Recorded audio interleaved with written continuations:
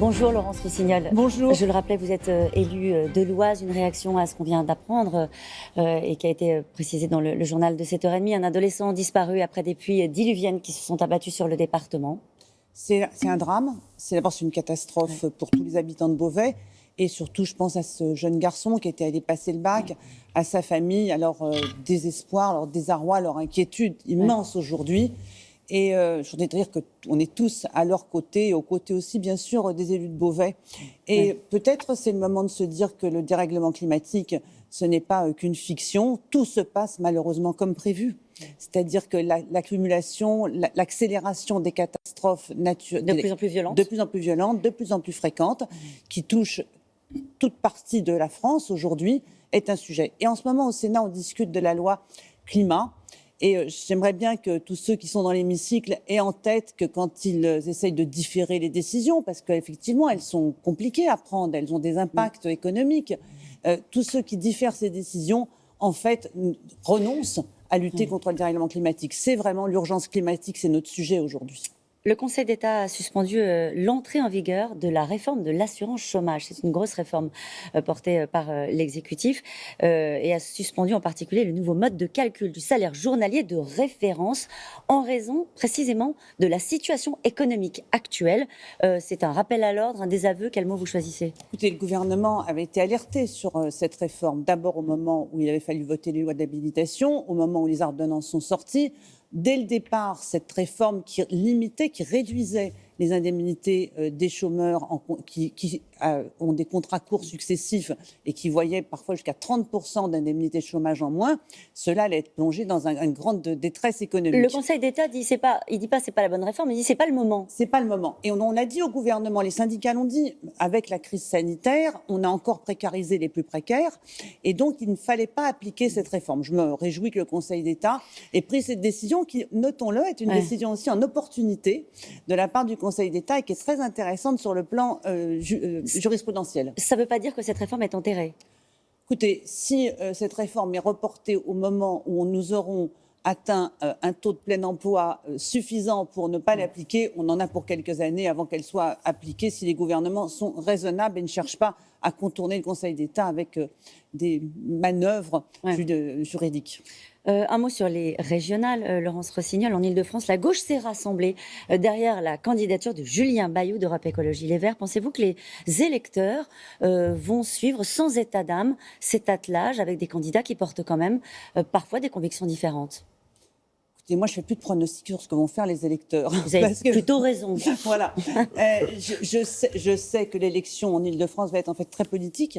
Voilà, c'est un moment pour la gauche, pour qu'elle affirme sa capacité à se rassembler. Je soutiens effectivement cette liste en Ile-de-France, d'autant plus facilement que dans ma région, dans les Hauts-de-France, nous, on a fait ça dès le premier tour. Avec Karima Delli. Donc on a un temps d'avance, nous, avec Karima Delli. Avec le succès qu'on sait.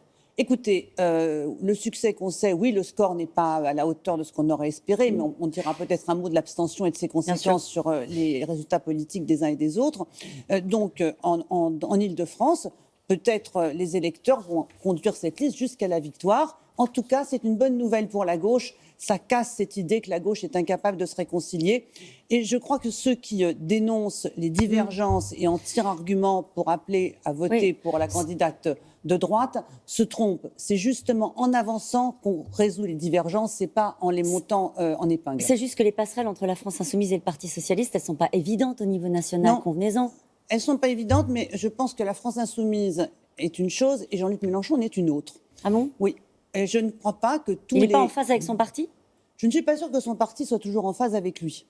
Pour être plus précise, je discute avec beaucoup d'élus de la France insoumise. Ils n'achètent pas, ils n'adhèrent pas à tous les propos excessifs et provocateurs de Jean-Luc Mélenchon qui dessert ses amis, commençons par là, qui rend les regroupements plus difficiles. Et je pense qu'il faut justement aider les élus de la France insoumise, les militants de la France insoumise, à rompre et à se débarrasser de Jean-Luc Mélenchon. C'est maintenant une nécessité pour la gauche. Pour la présidentielle. Pour la présidentielle. Ça ne pourra pas se faire avec lui, à vos yeux. Le plus tôt sera le mieux. Le plus tôt sera le mieux. C'est violent quand même, non, Laurence Rossignol, de dire ça. C'est lui qui a monté ce parti, qui l'a mené là où il est. Bah oui, mais enfin, en même temps, il mène la gauche nulle part. Voilà, avec ce parti. Il bloque une partie de l'électorat, un électorat de bonne foi, qui vote pour une vraie transformation. et qui, en votant pour lui, ne crée pas les conditions pour que la gauche retrouve les 20-25% qui sont nécessaires pour accéder à un deuxième tour. Alors, on va parler de l'abstention, mais quand même un mot à l'issue de ce tout premier tour. Considérez-vous que les écologistes ont montré leur capacité à exercer une forme de leadership à gauche, puisque c'est ça aussi votre sujet collectivement? Personne n'a leadership à l'issue de cette élection. Tout le monde doit être très modeste, très modeste. Voilà, j'entends bien même mes amis qui disent « Ah là là, nous sommes à 40%. » Tout ça n'a pas beaucoup de réalité. Cette élection a montré d'abord qu'il y a une vraie rupture entre, d'un côté, les plus de 65 ans et de l'autre, les moins de 35 ans.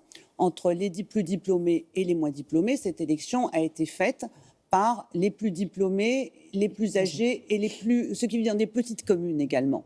Donc c'est ça qui devrait nous intéresser. Je ne crois pas non plus à tous ceux qui disent qu'il faut chercher des solutions techniques, vote par correspondance, vote sur 3 jours. Ce n'est pas ça notre sujet. Notre sujet, c'est qu'on a aujourd'hui une génération qui pense que le vote n'est pas un devoir, que c'est juste un droit.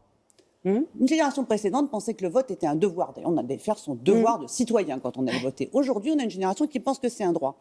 Or, les droits, on en use quand on veut. Ouais. Et ce n'est qu'un outil parmi d'autres pour s'exprimer. Alors comment on fait changer cet état d'esprit? On rend le vote obligatoire? Ah non, je crois. Enfin, bon. on peut, mais c'est pas ça qui résoudra le fossé démocratique. Je pense qu'il faut travailler sur l'ensemble des moyens d'expression du peuple pendant un quinquennat, pendant un mandat. Les référendums, mais aussi référendum, participation citoyenne.